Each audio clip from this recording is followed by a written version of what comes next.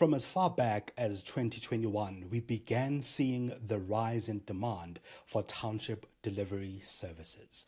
In this episode, I talked to Freddy Mahhumane, the CEO of KasiD, and Blake Raubenheimer, the Omnichannel Executive of SPAR Group. We talk about the SPAR to You and KasiD partnership within the township market. I ask them whether they believe they've stumbled upon what could be best practice for how brands can collaborate with partners in the township to grow their offering, especially in grocery delivery services. Stay tuned to the Township Marketing Podcast for their answers, and please subscribe and share this episode with your network.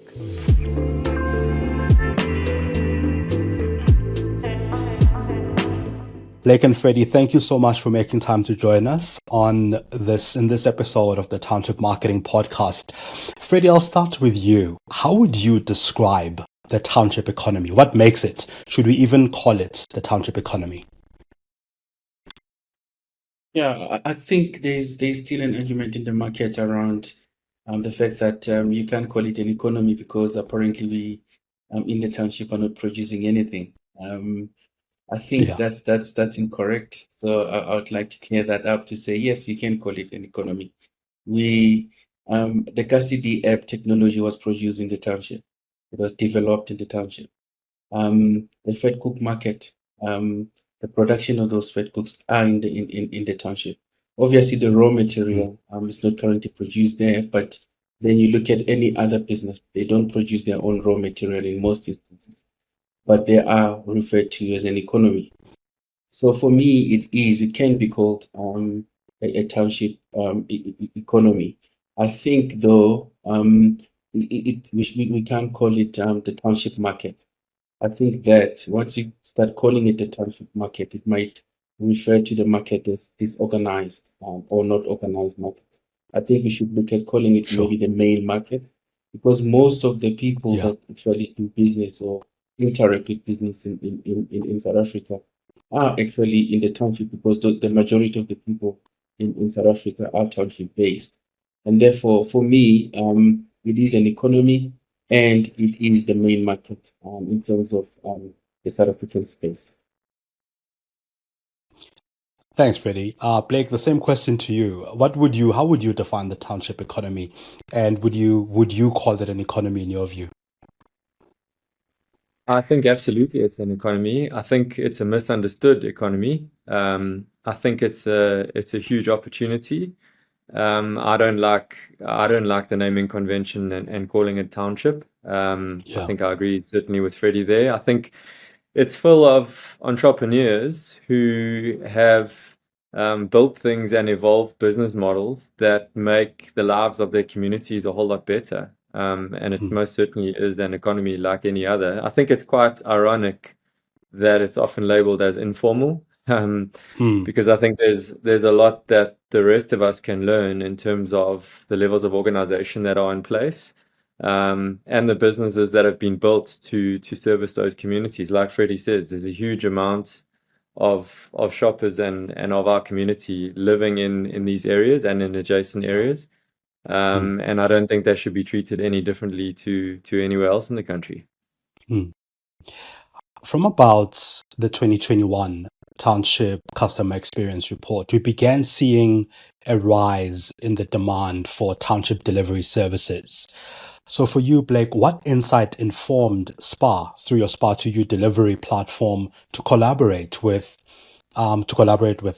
KasiD and Delivery KasiD as well? Yeah, so we've obviously got a lot of our SPAR stores in and around these regions, and we were trying to puzzle how we could service these shoppers in these areas. We feel that just because people are living outside of suburban areas doesn't mean that they don't deserve the same level of services or conveniences. So, for lack of a better word, we wanted to kind of democratize grocery delivery. So we did a lot of research around the informal economy as it's labeled, or the township economy as it's been labeled, and we came across both KasiD and Delivery KasiD. And we started engaging with them and just understanding the businesses that they had built or were building, the communities that they were serving, and how we could work together with them and just try and get an understanding of how they were servicing those communities, and how it differed from kind of traditional last mile models. So it really was exploratory in the beginning, but I think we've learned a huge amount through the process. And I won't speak on Freddy's behalf, but I'm sure both of those companies have learned a lot from our side. So I think it's a really good kind of symbiotic relationship. We're both learning as we go along the journey, but it's certainly been hugely beneficial, and it's kind of a passion project of ours as well. I think Yeah. our values are very much aligned to the values of KasiD and Delivery KasiD, and we're super excited about it. So I'll come to you, Freddie, with a slightly different question. And the question really for both of you is around what makes these partnerships and collaborations? Because for the longest time, there has been talk that, um, corporate brands, retail brands should collaborate more with the township economy, but there aren't very clear bridges of how these collaborations sort of happen. So, on your end, Freddie, what conversations need to happen inside, firstly, KasiD for this type of collaboration to happen, and then to bring those conversations to the table with a SPAR and vice versa? Yeah, I think to answer that, I'll go back to a bit to what Blake said. Actually, growing up, I always thought SPAR was a township brand, because that was the big shopping centers that we'd see around the township. So it aligned with the values that they shared, and it was easy for us to kind of welcome the conversation. But to answer that as well, I think it's not only just a collaboration. I think collaborations fail. A lot of business tried to collaborate with township businesses, and it never worked because it was just merely a collaboration. I think what we have with SPAR here is a strategic alliance. And the difference between the two, for example, is um, we have dual branding in the township with SPAR. Our bikes are dual branded. And that's an alliance, not collaboration. Collaboration, we'd have said, listen, we only want our brand visible. We were part of the activations in the township. We had a say. We were well marketed, well branded by SPAR, and they made sure that where we were when we started with SPAR has actually increased. We've been recognized more. We've been taken more seriously in the market and Yeah. so forth. So for me, that's what it's all about, right? It's going out and looking for a strategic alliance partner and not just a collaborator, because a collaborator also is not willing to listen. And Blake mentioned that both parties have learned a lot from each other, and we have. Our level of professionalism has increased due to working with such a big brand. Our systematic organizational level in terms of how we organize, how we communicate, and so forth has also increased. So for me, it's a great alliance. And the first conversation that we had within KasiD was when you looked at it, do we share the same values? Yes, we do. What are they proposing? Was it a collaboration or an alliance? And we wanted an alliance, and that's what we got. Awesome, awesome. I would have just called my mom and said I made it, but you guys were more, level-headed. Blake, Yeah. same question to you. What kinds of conversations need to happen internally for this kind of partnership to happen, and for you to almost zig when the market zagged, where the market branded their own scooters, and we saw them rise. But when you went into the township market, you went into it differently. Like what changes the mindset internally for this to happen? Yeah, I think you have to have the support right from the very top of the organization. So I'm very fortunate in my position, hugely supportive, or have the huge support of our South Africa CEO and our group CEO. I think we realized very quickly that we have such a broad spectrum of stores within our SPAR group. We have huge super SPARs in our suburban areas, but we also have a lot of massive SPAR stores in rural areas. So we had to come up with kind of different models for those different formats of stores, or for the kind of nuances that occur in different areas. We knew there was a different model that was required in the townships, and we had to be flexible around that. And like I say, that's when we started doing our research.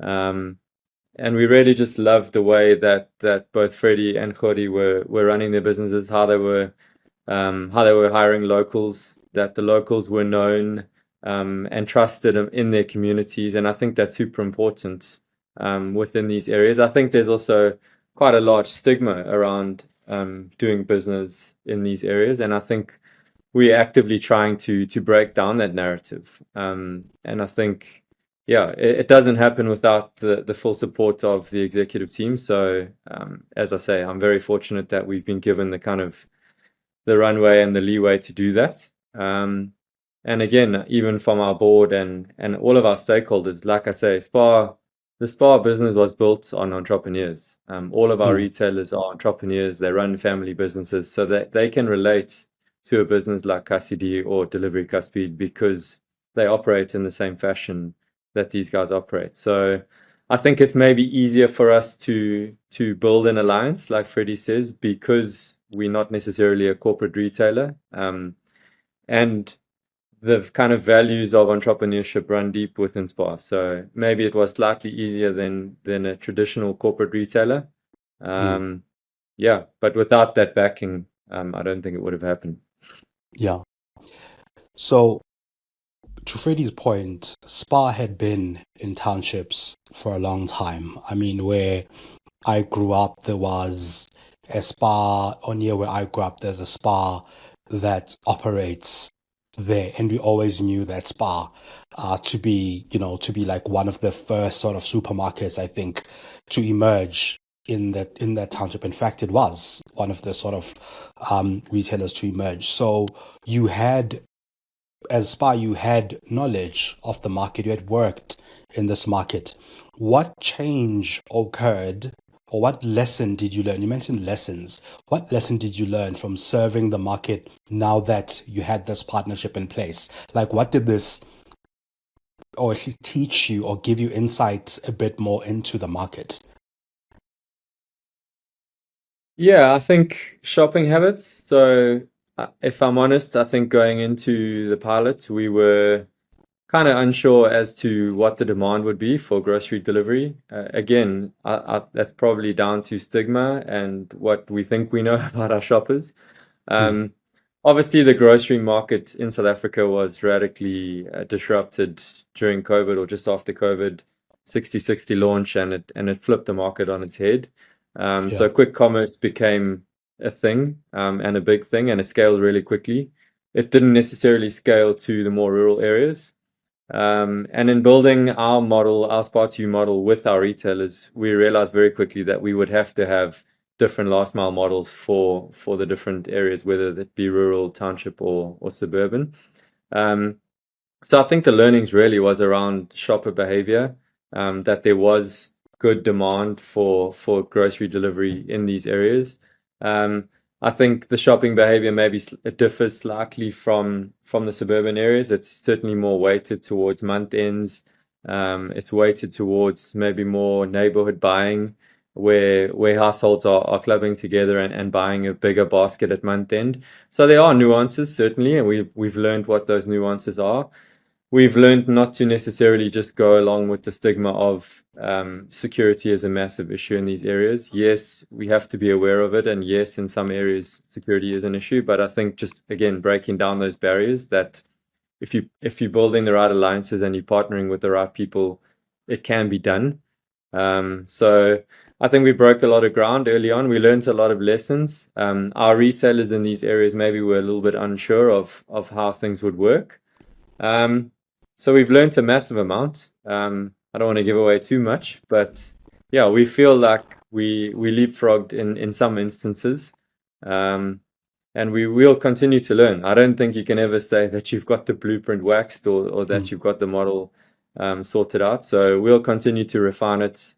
We know that we still need to build our awareness in a lot of these areas, both. We've got to train our retailers a bit more in terms of operating quick commerce, but we're happy with where we're at. Freddy, you had been running your business before this partnership came along, and of course, you had learned a lot about the market and about the business when this township came along. You're also a technologist, so it's like you had all the foundations and everything in place. But of course, to your point earlier, this is a big partnership which fundamentally changed the business. What new lessons did you learn about serving this very same market now that you've got a bigger partner and a bigger offering to deliver? Because I imagine that it would have taught you a bit more about the main market and about the township, as it were.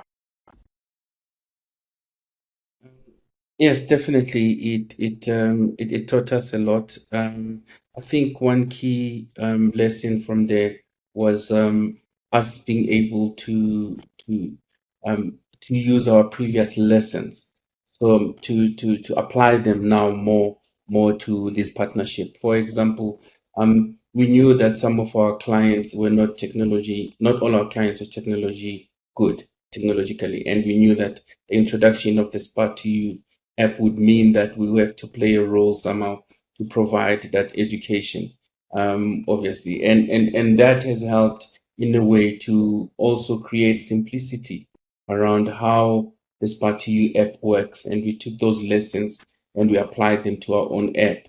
The marketing strategy around how to market apps and so forth. It was new for us, so we had to follow some of their strategies in order to help market that app in our own environment. So there has been great lessons without giving out a lot, as Blake said, Yeah, sure. that were there that really helped us improve the business. But I think the big winners here, actually, it's the community. I think the community are they've received it well, as Blake said. I mean, it was one of the first in the townships. It has never been done before. This is a big brand. It took a lot of risks and so forth, and it worked out. I mean, we're doing very well in this market in the township, and I guess a lot of people will start following suit. But I think we way ahead. We leapfrogged, as Blake said. We're going to take these lessons and try and improve every day. One of the key differentiators, Freddie, about the main market or the township market, in my view, is that unlike in a suburb, in a town or whatever, it's more community driven. It's community focused. I'm just wanting to come back to this point that some of your customers may have not been technologically savvy, so you would have had to show them around the app and all of that, which helps to build trust and this sense of community. How did that trust also enable this partnership to grow, I guess, right? Because at first people don't trust things, and trust has been one of those areas that have really been tested in the township market, especially over the past year with counterfeit products, with all the things that have been happening. Trust has been really tested. What would you say is the importance of that trust? Once again, to this point that you sort of having locally sourced employees and talent and all of that. How have you seen trust really shift and help you become even bigger players in these communities? Yeah, I think when it comes to the clients, any client, right, not just in the township, the client needs to trust the product and the service. And I think because we had already been playing in this space, and I said a number of people had already started trusting the brand, our brand, and all of that. And when SPAR TV came into the play, they said, no, we want to build a partnership with you guys. And so the marketing around it, how it was done and so forth, helped increase the trust in the community. And the fact that you are saying we are employing local, that in itself is very key. And we both, that's one value that we also share with SPAR, is to try and employ local people and grow young people or young talent in the township. People seeing that these young people were working for not just one small brand, but they're working with a big brand as well alongside them, introduced by a smaller brand.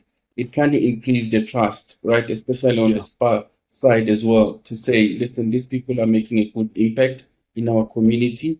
Let's try and help them out. I mean, we've had the number of robberies are next to none when it comes to the township market, especially within the Tembisa economy. But if you were to compare the number of robberies in the urban areas or peri-urban, you realize that there's more of them happening that side, and it's perceived as the safer side as well. But you find that this is happening, and the community trust comes in this instance, whereby you find that the trust itself helps with the security.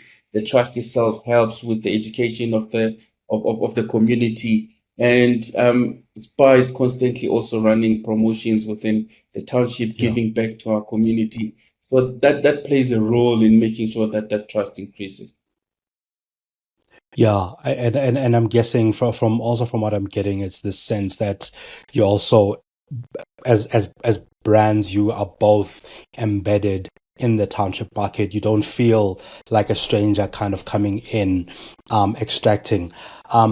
Blake, would you say you've stumbled upon what might be, or at least something that's becoming best practice in terms of retail and delivery and grocery delivery for sort of supermarkets within the township market? Yeah, like I said earlier, I'd be very loath to say it's best practice. I think everyone's still learning, if I'm honest. And I think certainly what I've learned is that every township and every store is different. All of these areas operate differently. The communities are different. The dynamics within the communities are different. The relationship with, say, for instance, the taxi associations are different. So you almost have to treat everyone on its own merits. So to have a kind of cookie cutter approach isn't necessarily going to work either. Yes, some of the foundational things will work across a large range of areas, but they're not all the same. So I think that's one thing that really needs to be looked at, and companies and brands need to pay attention to that. But yeah, I certainly do think we have a blueprint that can be developed on top of. And hopefully it can go a long way in terms of the customer is the winner in this whole thing, as Freddy says. We don't want to own the space. We don't want to kind of build it in a corner. The more brands and the more retailers that operate in the space, the more the customer wins. So yeah, we're happy with where we're at, like I said, but I certainly think that there's still a whole lot of learning that has to happen until we get to a place where the blueprint is there. So I'll stick with you, Blake. You mentioned that no two townships are the same, and of course they aren't, and we keep hearing this time and time again. I experience this time and time again as well. How do you adapt your strategy, say, in a spread view versus a Hammanskraal or Tembisa? Like, how does it adapt, and how do you find those points of change and transformation that should be implemented here versus a different area? Yeah, really good question. I think it's down to engaging with the communities and learning exactly what those nuances are. So I think where we have a massive win is that our SPAR stores are a real active part of the communities that they serve. They're known and trusted in those communities. They understand who the community leaders are, they generally have relationships with those people or those associations. So it's really working through them, as well as obviously working through a KasiD, a delivery KasiD. So we knew that in Tembisa, Freddy and his team had good community partnerships. They were known in the community. They were operating there already. And so the same in Soshanguve or Matambo, where Khodi and the team were operating already. So I think it's a case of horses for courses, if I can say it like that. But more from our perspective, it's just understanding the landscape first, understanding the kind of community nuances generally via our retailers within those communities. Generally, the SPAR retailers live in those communities, so they know their shoppers, they know the area. Not always, but mostly. And that's a huge win for us. But that's the way that we are going about it. And then obviously learning from the likes of Freddy and his team and just understanding the landscape better from whether it's a security perspective or a shopper perspective, just some of the challenges that are maybe unique to that community. Freddy, I think same question to you. How do you adapt your strategy, and how do you adapt your strategy with the partners that you work with? Because of course we're talking a lot about SPAR to you, but I know that you work with courier companies as well, right? As a logistics partner, how do you adapt your strategies across from one township to another? What are some of these nuances, and what are some of the nuances that you found doing grocery deliveries in townships that you would have had to adapt based on, because you can't do the same in Spruitview as you do in Tembisa, for example? Yeah, I think the first thing is the culture is different in each and every township. The language that's been spoken in that township is very different. Even the communication of money in that particular township is completely different. And we needed to understand that. And we also need to understand the client themselves, like to a level where you get personal with the client, understanding which section of the township do they stay. Are they experiencing crime in that particular section? The sections themselves are zoned differently. You would find that one section is much more safer than the other section. And therefore you have to make sure that you understanding that the client in a more dangerous section might be, the awareness level will be very high, will be very sensitive. You need to constantly communicate with them. Let them know how far is the driver, where is the driver. Let them know that the driver will be there in the next 2 minutes for them to expect the driver. And making sure that also the driver is super friendly, if I may call it that, with the more sensitive customers, making sure that we build the trust as well. So those are the things that each and every client is different based on the location within the very same township. So with our logistics partners, we fully understand as well that you would find that the logistic client is more technologically advanced because they would have already went into a e-commerce platform and they knew how to operate the platform. They knew when to expect the delivery. And then you find that on the quick commerce side, the guys, they're using the app for the very first time. They don't understand the location pin, how it works. They're addressing, all of a sudden, it doesn't use 10 numbers, it uses house numbers and all of those things. Yeah. So we need to understand those kind of clients and differentiate between them and be able to therefore service them differently from that perspective. So the understanding, and for us, it's very key in making sure that this works, and we've learned a lot through that as well. Blake, word of mouth spreads fast in the township when something works, also when something doesn't work, when something is successful. And of course, by all measures, basically, your partnership has been successful. SPAR2 has been growing in leaps and bounds in the township market. What impact have you seen in grocery shopping since you partnered? Because I suppose that's kind of where it matters, right? Like basket sizes, the things that you mentioned, that it's likely weighted more towards month end versus the sort of middle of the month and other times. Has there been increased shopping? Has there been growth? How are you sort of measuring some of these things, and what successes can you point to? Yeah, we certainly measure KPIs as we do all of our stores. But I think we started out, like I said, not really knowing what demand was or what's our what the size of the prize was.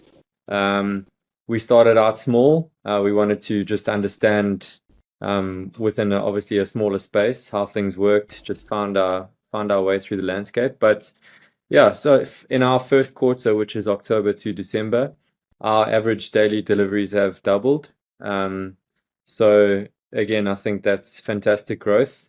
Again, like I said earlier, we're learning still. So I think frequency of shop is maybe not as frequent as the suburban areas. It is weighted towards mid-month, month end, but our basket sizes are bigger. So basket sizes differ from suburban areas. But I would say we're successful. We're now at 12 sites. So between SPAR and TOPS, we're at 12 sites within the township areas. And we're obviously looking for more. And that's a function of how what kind of appetite our SPAR retailers have in those areas. And obviously the likes of KasiD, Delivery KasiD, and all of those guys providing last mile services within the townships. How keen they are to partner with someone like SPAR. I think to an earlier point, I think there's always been a little bit of mistrust in terms of big corporates coming into the townships and trying to own everything and to kind of take over. That's not how we roll. That's not our intention in this space.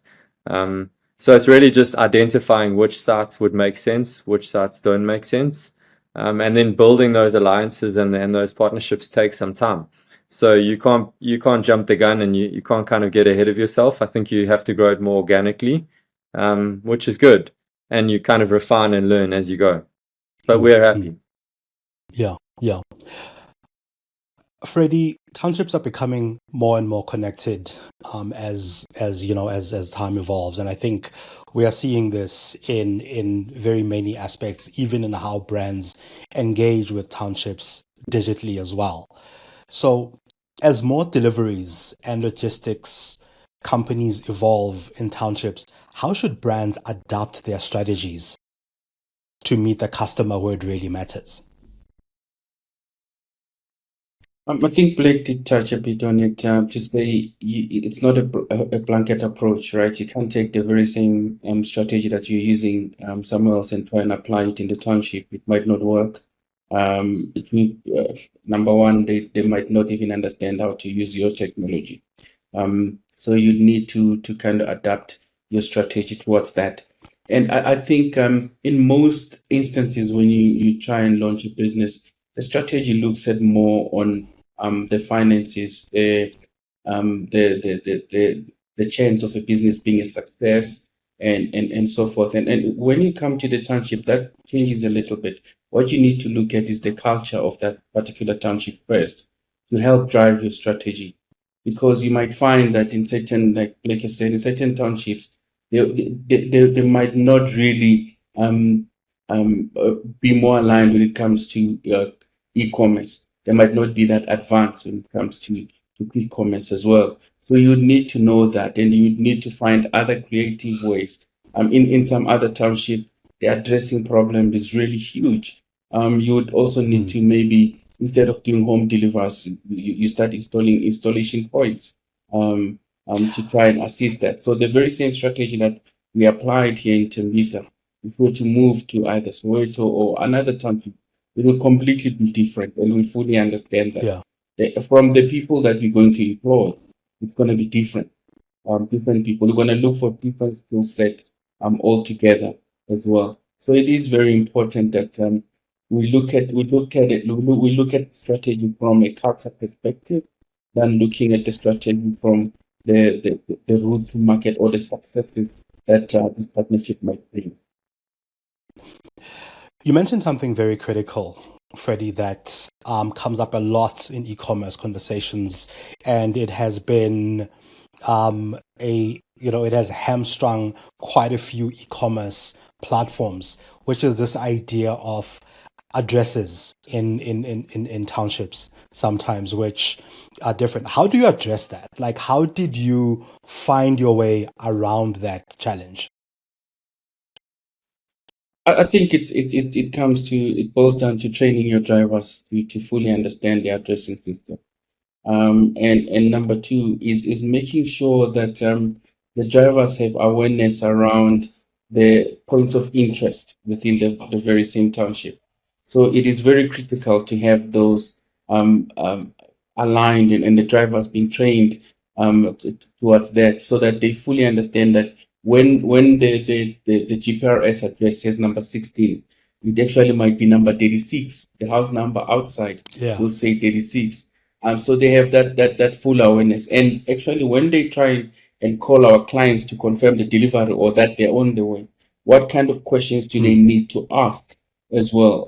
Sure. What's your house number? I can see on the GPS it says 16, but what's their house number outside? Some of the people are not even aware Yeah. that the GPS number itself is unique and it's different. And we have to educate Yeah. our clients as well. So now they end up telling us, my house number would be number 36. Please don't go to number 16. Yeah. And that's through Sure. education. And that's what I meant when I said we try and educate our people or the community within that space in terms of quick commerce, and having big partners who are giving us the exposure in terms of trying to educate. Because obviously, with partnering with companies like SPAR to you, people pay more attention, and we use that attention to educate our people.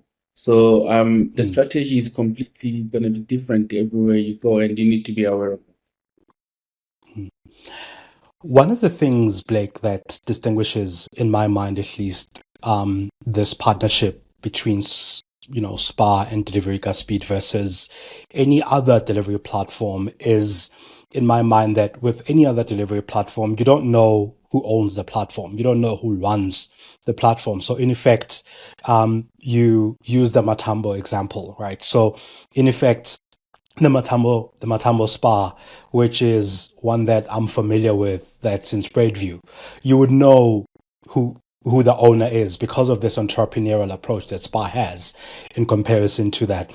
And you are, in effect, building a relationship between that SPAR owner and Freddy versus, delivery company X will come will come get groceries here. Look at this iPad and just do that. How do you make those relationships work? Because these are human to human relationships. Like, I'm very interested to find out how you make those work, because once again, the township in my mind, and insofar as my experience of it, is that, right? It's this human to human community thing. And this community idea keeps coming up time and time again in our conversation.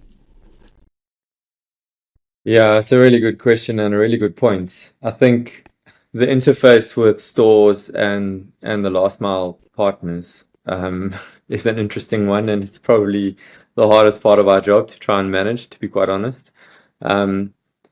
To be very honest, I think it's probably easier with the likes of Freddy's team and Khori's team, because they are known in the communities and therefore probably have a better relationship with that SPAR retailer than, say, for instance, one of the SPARs in the more suburban area who works with one of the big logistics companies who we partner with in those spaces. So I don't think it's ever going to be easy, especially from our perspective within SPAR. The expectations of our retailers are high because it's an extension of their business, their family business into their community. So they take it very seriously, and rightly so.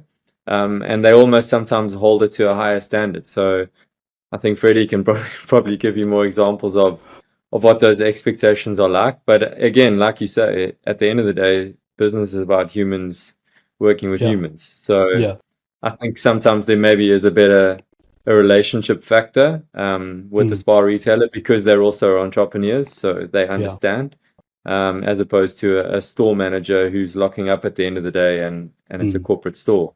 These are families and people that are running businesses. They understand the nature of entrepreneurship. So maybe from that perspective, it's slightly easier for us as a kind of an independent retail business. But it's always going to be a challenge, and there's always going to be challenges on-time pickups, on-time deliveries. That doesn't change. I just think the nature of the relationship is maybe slightly different. Freddy, I see you nodding and smiling there. What are some of these dynamics, these human to human dynamics with store owners that make this work? Because I feel like this is a big part of what makes it work, right? True that. I mean, we in one of our stores, the store manager there is old enough to be my father. And when he talks to me, he talks like he's talking to his son. And we have a full understanding. He would call me and he would tell me, listen, you did good here, you did not do good there. And those are the business relations that we have. So it is actually a very, very important point to have those relations with the people in the store themselves.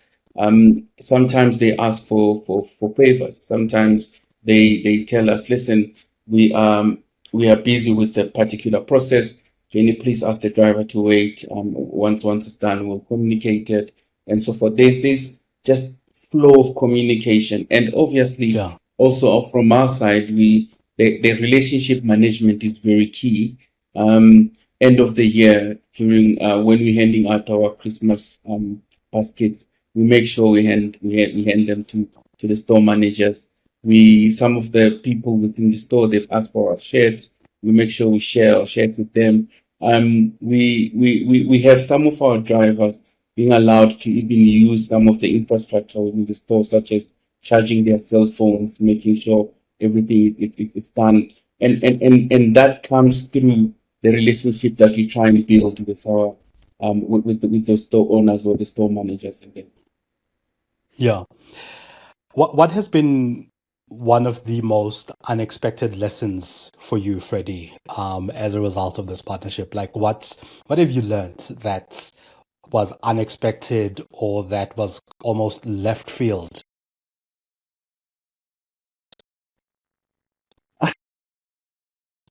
Lesson is that you have to appreciate the high standards of doing business, the level of professionalism. It cannot be on Monday and Friday. We have to constantly be professional. And another key thing is that human touch, how it has helped a lot in terms of building relations with the store managers or the store owners. So we constantly try and communicate to them. We call each other now and then. And that is very, very important. For me, it looked like it was something on the side that if it's done, it's done. But once we started focusing on that and making sure that we build a proper relationship with them, even though we have the contract, but we needed to build a proper relationship with them. And that has helped us improve the service a lot, especially in the township area. Awesome. For you, Blake, what has been that left field unexpected lesson from working with the township market or the main market, as it were? Yeah, I'm not sure about unexpected, but yeah, I think it's just been so refreshing working with the likes of Freddy and Khodi and just being exposed and engaging with so many hardworking entrepreneurs in the townships who are doing amazing things. And I think you can often fall into the trap of thinking that corporates know it all.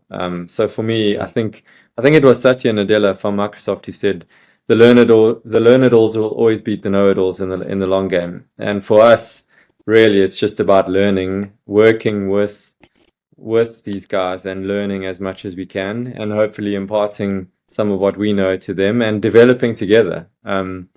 It's something that's maybe unique to our business, although not necessarily, but it's been really refreshing. And I think just the speed of learning has had to be it's a steep learning curve, especially as we spoke about the fact that every single location is so different, which often in corporates and in big companies, you want to scale something off of the blueprint, right? And it's easy Yeah. to scale it, and the quicker you scale it, the better. But I think you have to have a level of patience here and really understand the communities. And I think the nature of our SPAR business kind of plays into that setup. So it's just been really refreshing. And like I say, we certainly don't think that we have all the answers. But it's certainly been an exciting journey, and it's been fantastic to work with Freddy and the team. And we're really excited about where this can go, not just in the areas that we're in now, but in far more areas, and making sure that these services and this convenience can be offered to as many South Africans as we possibly can. And lastly, Blake, how should marketers and brands adapt their strategies to engage with township markets, especially seeing as no two townships are the same? So there's no one way to do it. There's no one size fits all when you come into these markets. How can brands adapt? Cool. I can't speak on behalf of other brands. I think the ways in which we're adapting is we've had to build personalization engines that our retailers can use, where they have access to their customer databases, so that they communicate to their customers, like Freddy says, in their language, in their vernac, so that there's a far more personalized view of communications. I think gone are the days where you can just send out a whole bunch of leaflets and expect customers to come running to your stores. Again, it's a little bit more tricky with our SPAR model, but that's the route we're going, where we can drive segmentation and kind of nuances or customized messages to different store bases and different communities. And whether that's offering them something in Tembisa or somewhere else, it's not going to be the same message just generically pasted across a broadsheet. Yeah. So I think you have to be flexible in order to do that. I think we're lucky, like I say, in the fact that our store owners are independent entrepreneurs. So they have the ability to kind of target their customers and engage with their customers in a far more personal way. But for big brands, I think it's always going to be really tricky. You've got to get your hands dirty, you've got to get on the ground, and you've got to understand these communities. That's the bottom line. And I guess that's marketing 101. Yeah. Freddy, same question to you. How should brands, or how can brands adapt to engage with township communities, seeing as no two townships are the same? How do they improve their strategies? I think having the right partnership or alliance is very key. Understanding the culture is also very, very key. And also taking learnings from brands like SPAR in terms of how they're doing things and so forth is very important, right? Like you said, we can't really talk for other brands, but knowing the relationship that we had with SPAR, I can tell you community centricity is very key as well. That helps a lot to build the trust within that particular community, and so that would be my advice. Freddie, If I can just add one more thing on Yeah, this. sure, go for Said it. earlier, but just making sure that when you do partner, you're partnering with people that are aligned on your values. I think that makes it so much easier to work together when you're aligned from the start on values. Yeah. And that, I think, has been a little bit of the secret sauce that we've had. I think Freddy said it and I've said it. It's just finding that shared value. It's really, it makes a massive difference. Awesome.